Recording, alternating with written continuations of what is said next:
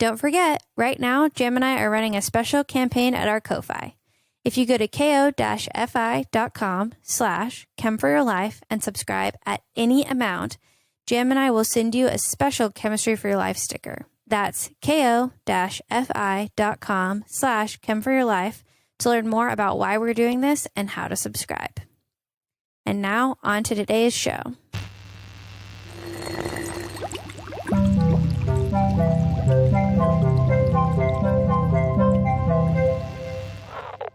Hey, I'm Melissa. I'm Jam. And I'm a chemist. And I'm not. And welcome to Chemistry for Your Life, The podcast that helps you understand the chemistry of your everyday life.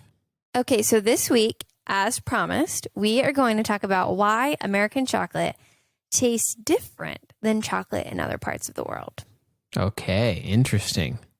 And I think this took me on a really interesting journey that I didn't expect.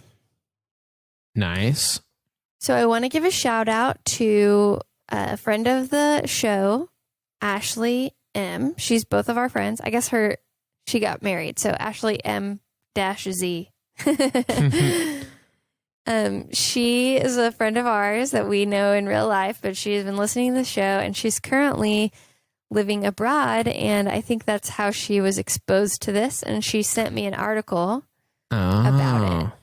Yes, from the Royal Society of Chemistry. They have a podcast. It's a pretty good podcast. It's called Chemistry World, and it's short, like 5-minute clips on different molecules and the roles they play. And so she learned about this thing about chocolate and sent it to me, and it was an awesome resource. So nice. Very cool. Thank you, Ashley, for that. And that is probably my main source in terms of the chocolate aspect of today's episode, but I did have other sources for other things as well. They didn't cite their sources, but the Royal Society of Chemistry is generally very reputable, so I would be surprised if this information was inaccurate. Okay. But just wanted to give them kudos because that was a really good podcast, and it was very interesting to listen to, and I'm excited to share some of that with you today. So I'm guessing that the answer to this question is going to be more complicated than just America likes to have great profit margins, so we like to make things cheaper and less good, and then still sell them for the same price. And it's so we're like a little more complicated. Okay, I can see it being like, yeah, there's some chocolate in this chocolate bar, and there's also brown food coloring and no, I don't think so. It's a little more complicated than that. I don't think there's brown food coloring. I was thinking like, what else could it be? Like, there's lots of candies have like something gum in it, like it's just like some weird xanthan gum. Yeah, that like seems like a filler kind of thing, and then it's like, what if it's like, yeah, we have quote unquote chocolate bars here in the US. No, I think just it's like real chocolate. But I think you'll be surprised by this. Okay, cool. So there's one key ingredient that gives milk chocolate in America a distinct flavor that's different than other chocolate manufacturers in the world. Okay. That ingredient is butyric acid. Okay, butyric acid. Okay, so it doesn't sound very tasty. No, it doesn't sound very tasty, but it's actually in a lot of foods that we like fermented foods. So it actually is around a lot. Okay. Butyric acid has a functional group on the end. We've talked about functional groups a lot. Okay. They are atoms that are arranged in a specific way that function consistently, and so we call them functional groups. Right. And this one has a carboxylic acid functional group, which means it has a carbon with a double bond to an oxygen. And then on the other side, it has a carbon bonded to an OH group. Okay. The carbon has oxygen on one side, oxygen and hydrogen on the other, and then a long chain of carbons on the other side, or a short chain of carbon on the other side, or whatever it wants on the other side. Okay, so this particular one, butyric, has 4 carbons on it. Okay. It has a distinctly sour smell. And one of my resources that just kind of goes through different molecules, it basically said it's described as a colorless liquid with a penetrating and unpleasant odor. And it's in a class of compounds known as short chain fatty acids. So the acid part comes from that carboxylic acid functional group. It has a relatively acidic proton. Mhm. And the fatty part is carbon chains with hydrogens on them. That's a fat, generally. Mm-hmm. Mm-hmm. And it's a short chain fatty acid because it's only 4 carbons. Hmm. So it's shorter than if it were, say, 15 carbons. Right. Okay. So that's butyric acid, short chain fatty acid. If it loses the acidic proton that makes it an acid, it becomes butyrate, which is a negatively charged ion. Okay. So a lot of times I found in the literature that butyric acid and butyrate were sort of used not quite interchangeably, but usually if butyric acid is present, and then it seems like if it goes into the body, it'll very quickly turn into the butyrate. So I'm going to say butyric acid, but sometimes the thing that's functioning is actually the butyrate in the situation of being in your body or whatever. Okay. So for butyric acid, the odor in small doses is actually sometimes kind of pleasant. So cheese has butyric acid in it sometimes. Nice. Okay. But in high concentrations, like in rotten butter, it's not pleasant. Okay. Got it. But there's more to butyric acid than just like weird smells and tastes and being in chocolate. Mm-hmm. Short chain fatty acids are actually, in general, pretty good for you. So you may have heard that dietary fiber is good for you. Have you heard that before? Yes, I feel like I have heard that, but not really explained. But I feel like in general, I hear like the word fiber is just a good thing normally. Yeah. So the reason fiber is good for you, what they think is it has been demonstrated to reduce risk of metabolic disease. And they believe that the benefits are likely due to the increase of short chain fatty acids when you have an increase of fiber in your diet. Oh, interesting. Like butyric acid. Uh-huh. And that's also why some fermented foods are considered to be good for us because they have those short chain fatty acids. Oh, interesting. Mm-hmm. And also some fermented foods end up having like more like probiotics and stuff like that in them too, which I don't really know that much about, but that seems to be a different, also positive thing about those foods. Well, and probiotics are highly associated with gut health, so let's talk about that. Okay. Butyric acid is a key modulator, so it helps regulate the immune system in the intestinal tract and in the lungs. Okay. It also helps maintain the lining. Most of our gut is lined with mucus, and butyric acid helps maintain the mucus lining. Okay. It's shown to possibly be useful in treating IBS. Mm-hmm. It may help reduce colon cancer instances. Okay. It's being looked into on how healthy levels of butyric acid and other short chain fatty acids could help with regulating sleep.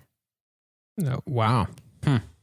I know I could go on, but the most exciting one that I found, I thought, was in June 2020,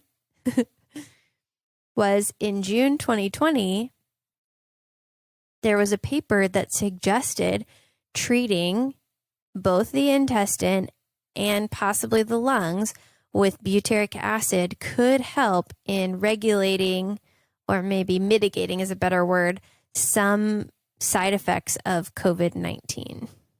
Wow. Weird.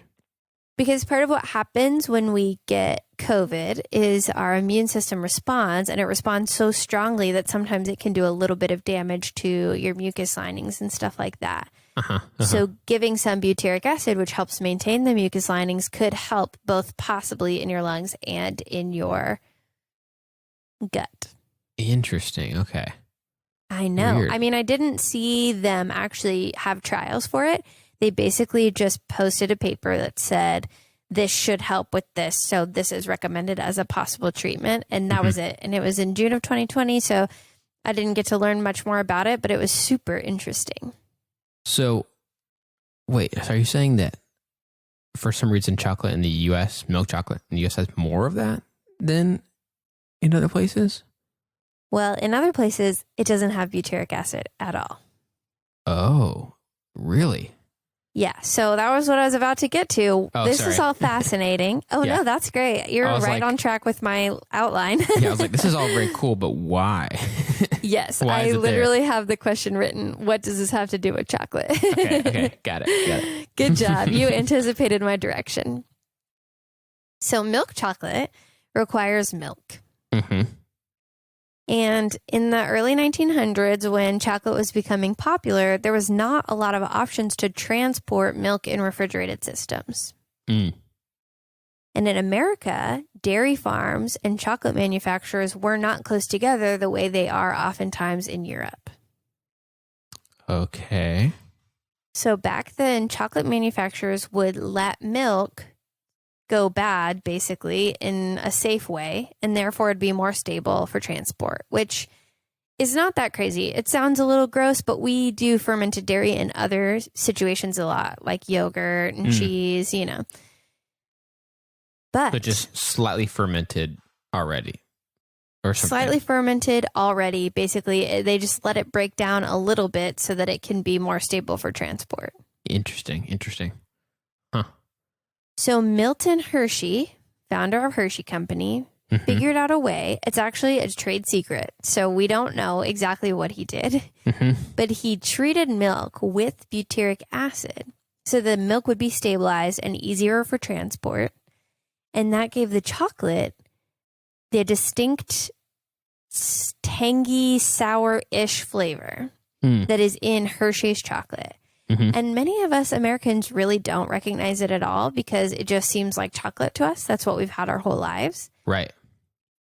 And so actually other companies who aren't Hershey, who don't know the trade secret, who don't treat their milk with butyric acid, add butyric acid into their chocolate so that it has that American chocolate flavor.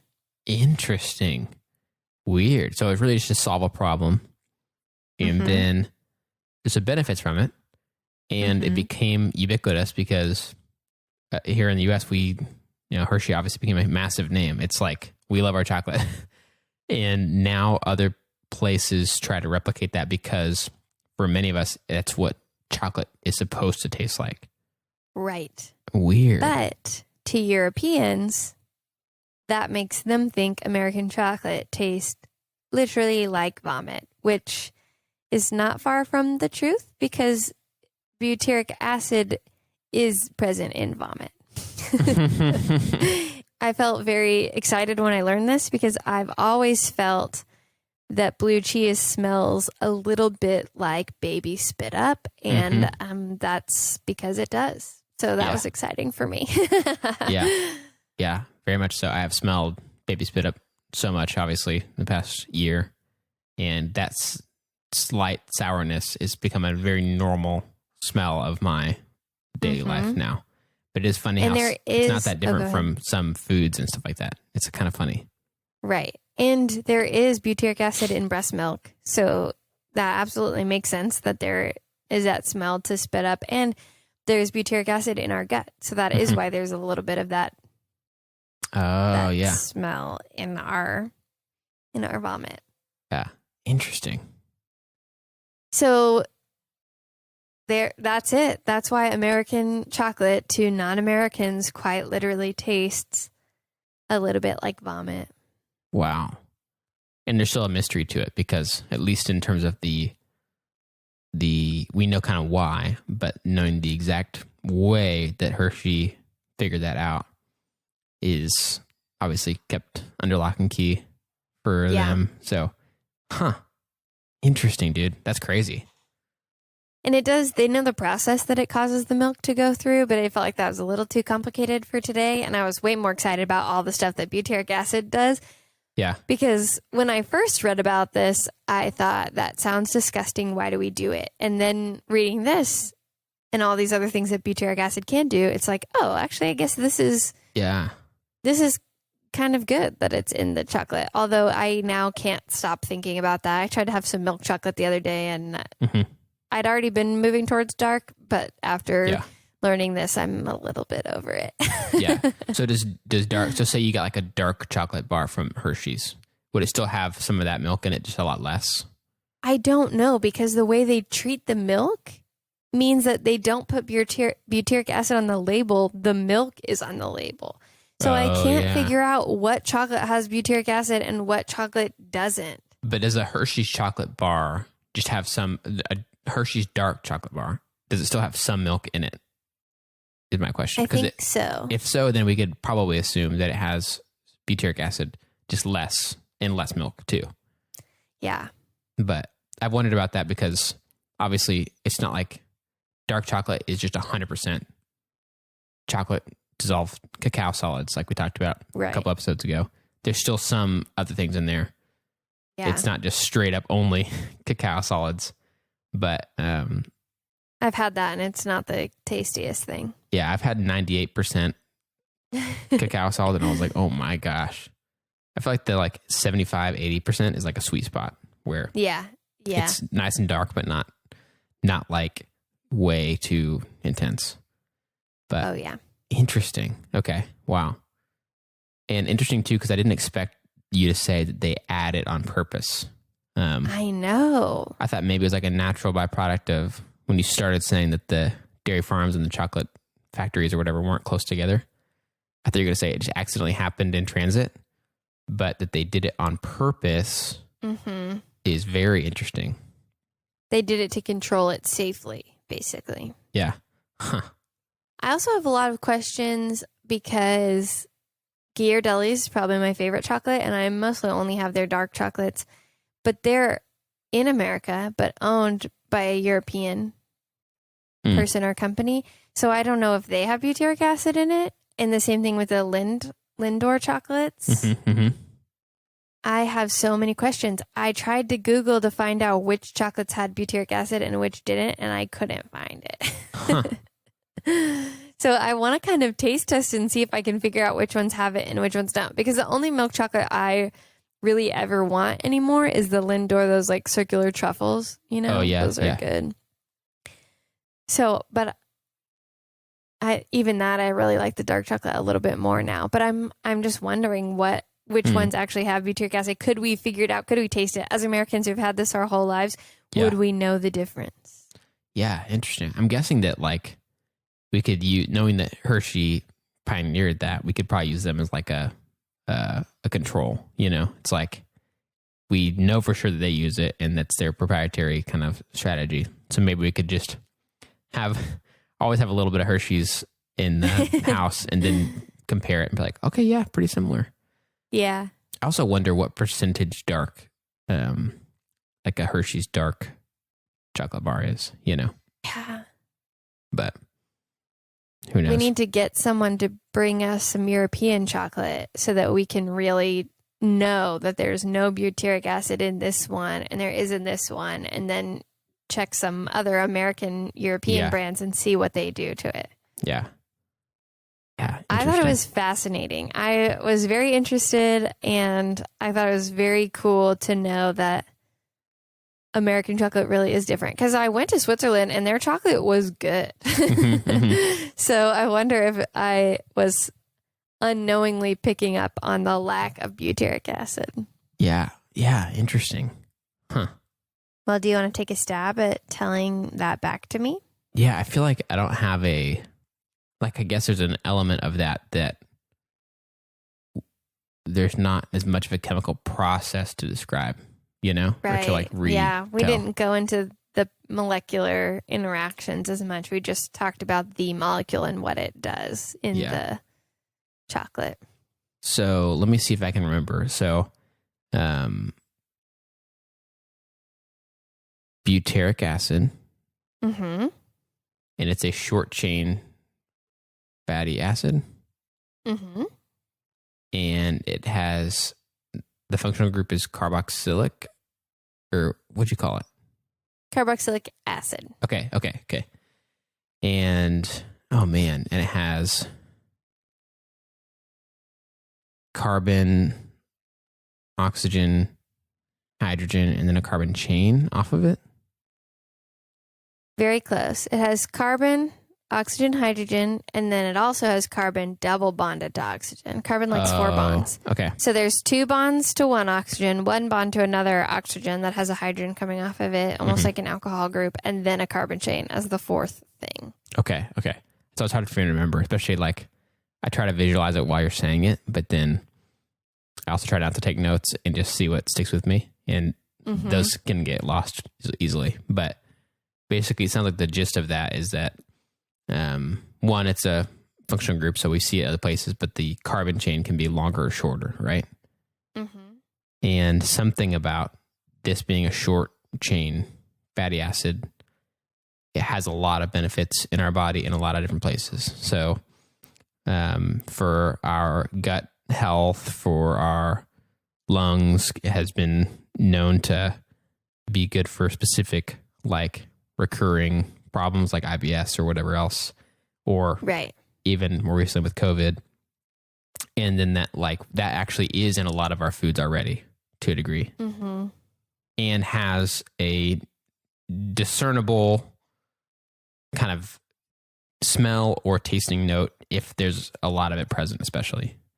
Yes. Which is interesting to think about, because I think many of us, we think of our foods as like it's all one taste, you know?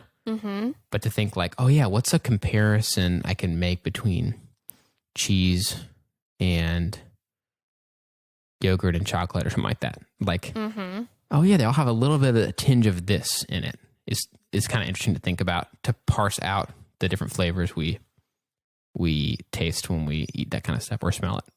And that is in our milk chocolate here in the US, especially in Hershey milk chocolate, on purpose, because back in the day, moving milk from A to B without good refrigeration was very hard. And so they solved it by letting the milk ferment slightly so that it is more stable to be able to transport in a not super cold truck.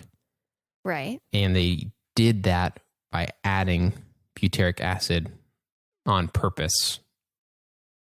Somehow that helps with the process of... I think they didn't always do it. I think Hershey figured that out. So other people were doing it other ways, and he figured out the butyric acid specifically. Okay, got it. So everybody had that same challenge, but they uniquely figured out that butyric acid helped. And, and to the point of like, this is a secret. We're not telling people. Trade secret was the word thrown around. Man. Dude, that's crazy. They're an empire. I've been to Pennsylvania multiple times, and they're an empire. I would love to go. I did an independent study on chocolate in 8th grade. Oh, nice. Dude, that'd be cool. I didn't actually go to Hershey, but the town is called Hershey in Pennsylvania. But and they have a hockey team there. Yeah. The Hershey Bears. And there's like almost like an amusement park kind of thing there. Hershey Park.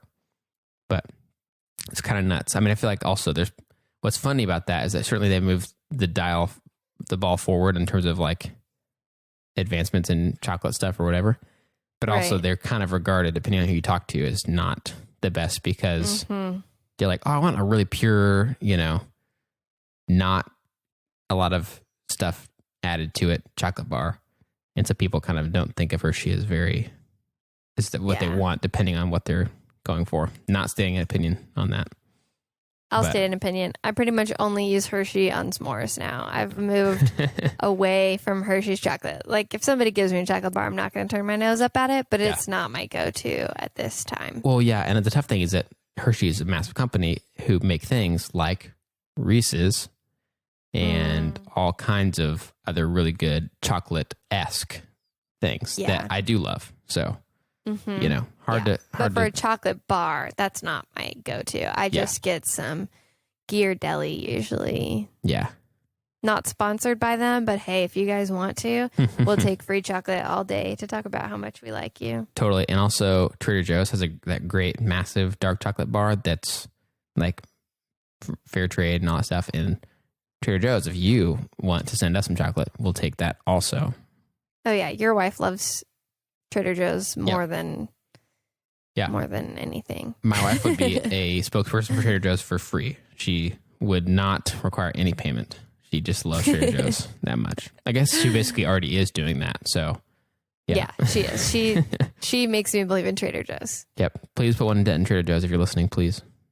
Please, we'd love it. You have so many great flowers. Mm-hmm. Okay, so now back to our regularly scheduled programming. Yeah. So that wraps up our chocolate series. Somehow on accident, April became chocolate month, but hey, this has been really fun. So I'm glad we did it. Me too. And Jam, do you have anything fun from your week that you want to share about? Yes, I do. I have a small one. I was able to this past week get kind of back into some like a project mode on our house a little bit. We're constantly working on it and trying to, get things where they need to go and stuff. And it's a moving target, but I like whenever there's things that are kind of fun to do, which not everything about working in your house is fun. And so I put up some new address numbers this past week. Oh yeah. They've been missing for a while now. Yeah, they were missing. We took them down and then we had tried to do too much in one day. And so we didn't get to then resume that until later. And then one night after I put Ezra down to go to sleep for the night, I worked on that. And then just last night, I worked on changing out the sconces outside of our house and replacing them with some new ones that we'd gotten. And that was fun. I always like doing light fixture kind of stuff. It's just fun. I mentioned that as like my happy thing, probably 11 months ago. Yeah, you've definitely talked about it before. Yeah. So that was kind of fun. And I just love, I think, whenever it works and then you go turn the breaker back on and everything works and you're like, sweet, new light. And it worked and I did it. And I did it. Yeah, that always feels really good when you're like, that was me. I did that. It was pretty fun. This one was a little more dicey because behind one of the sconces had become a home for geckos on our house. Ooh, yeah. Which is a normal thing in Texas. Those are pretty common and they love to hang out outside. And if they can find a little place to hang out, they will. But I was like, you guys can come back here if you want, but I need you guys to get out of here right now because I'm going to be moving things around and taking things off, screwing things in. And I don't want to be like, one, hurting you guys. And also two, it always spooks me. They're not scary at all. But when something suddenly crawls out of a thing, no matter what it is, that always makes me jump. And so it was a little dicier than the last light fixture I had changed out. But anyway, that's fun. That was fun. It worked. It wasn't a huge headache and it was rewarding. So that was my happy thing. What about you? Well, I think probably my happy thing is going to be I watched a TV show called Ted Lasso. Yes, I've heard of this. And it was hilarious and very uplifting. And I feel like it sends a good message about trying to be kind no matter what other people throw at you and trying to look on the bright side of things, but still being a flawed human and apologizing quickly, and just demonstrated a lot of values that I appreciate. So, yeah. And I watched it with some friends and that was fun. Now that we're all getting vaccinated, we're able to spend more time together in person without masks on in our homes, which feels like such a treat. And so I think that's my happy thing for the week is that I watched Ted Lasso and it really brought me joy. So thanks to my roommate, Nicole. We also happen to be recording on her birthday today. So that's kind of fun. So happy birthday, Nicole. And thanks for convincing me to watch Ted Lasso. It was really fun and brightened up my week. And I hope other people can also have their weeks brightened up by it. Nice. And thanks to all of you guys for hanging with us for this chocolate series. I had a great time. I thought it was really fun. And thanks to Renee and Ashley for sending in questions and sharing information with us because you guys really make this podcast work. So thank you guys so much for taking part in it. And thank you for teaching us, Melissa, and taking us on this 3-part journey. We've got a lot of ideas, just like chocolate, of topics of chemistry and everyday life, but we want to hear your ideas and things that you wonder about. So you can reach out to us on Gmail, Twitter, Instagram, or Facebook at Chem for Your Life. That's Chem, FOR, Your Life, to share your thoughts and ideas. If you'd like to help us keep our show going and contribute to cover the costs of making it, go to ko-fi.com/chem4yourlife and donate the cost of a cup of coffee. And don't forget, from now until the end of May, if you sign up on our Ko-fi for any amount monthly, Melissa and I will send you an exclusive sticker and a note to say thank you. But if you're not able to donate, you can still help us by subscribing on your favorite podcast app and rating and writing a review on Apple Podcasts. That also helps us to share chemistry with even more people. This episode of Chemistry for Your Life was created by Melissa Collini and J.M. Robinson. References for this episode can be found in our show notes or on our website. J.M. Robinson is our producer, and we'd like to give a special thanks to A. Kiwasong and In Newell, who reviewed this episode.